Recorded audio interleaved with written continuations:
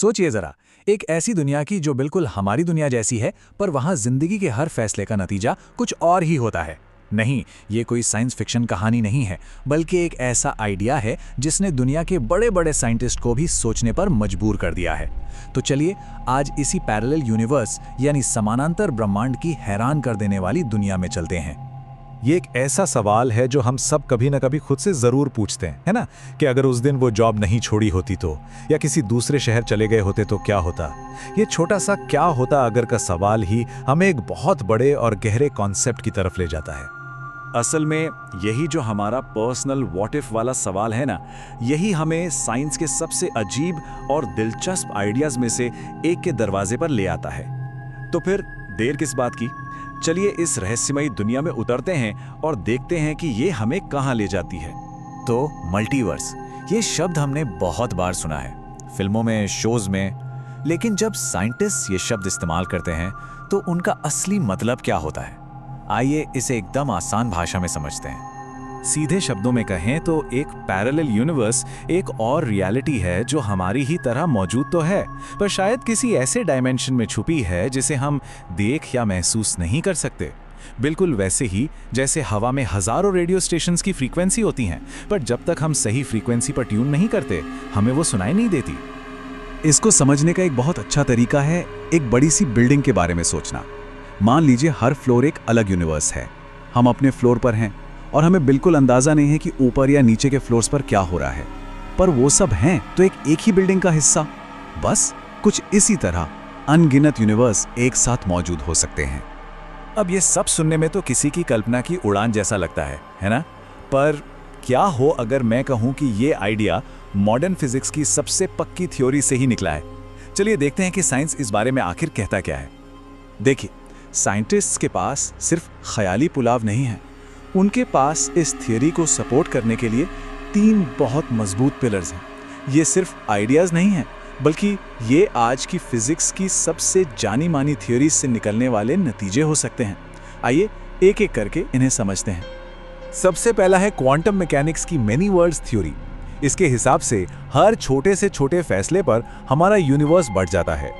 मतलब एक यूनिवर्स में किसी ने सुबह कॉफी पी तो उसी पल एक और यूनिवर्स बन गया जिसमें उसी इंसान ने चाय पी ली। सोचिए, एक यूनिवर्स में ये जानकारी सुनी जा रही है और दूसरे में शायद कुछ और चुना गया।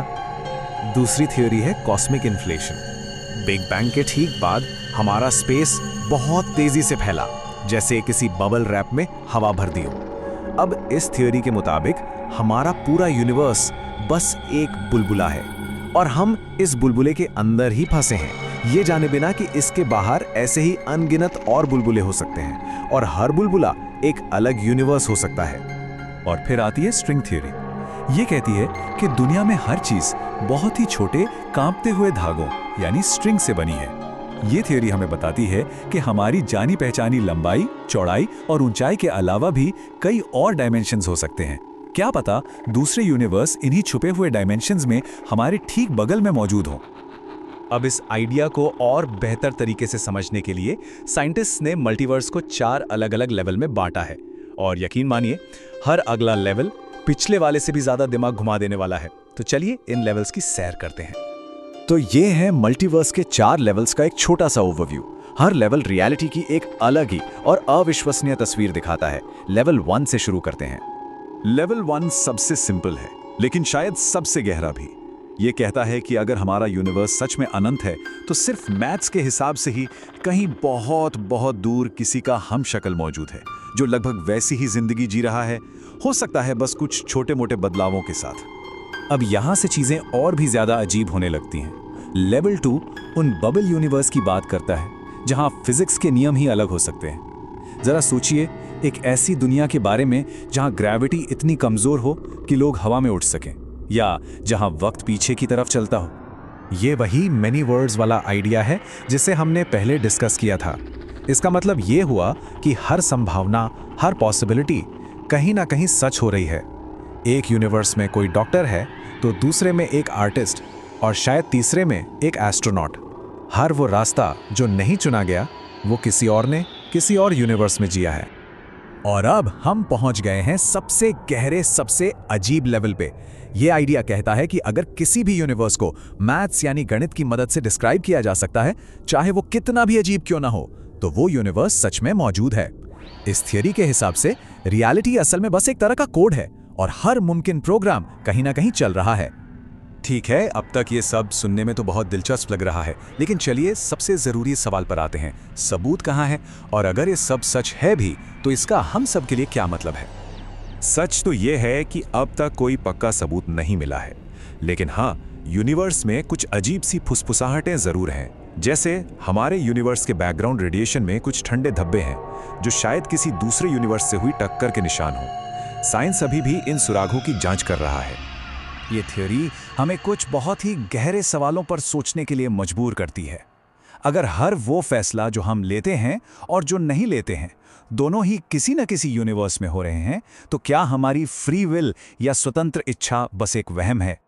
और ये भी सोचिए कि अगर हमारे अनगिनत वर्जन अलग अलग यूनिवर्स में जी रहे हैं, तो फिर इस एक जिंदगी का क्या मतलब है? इसका क्या महत्व है?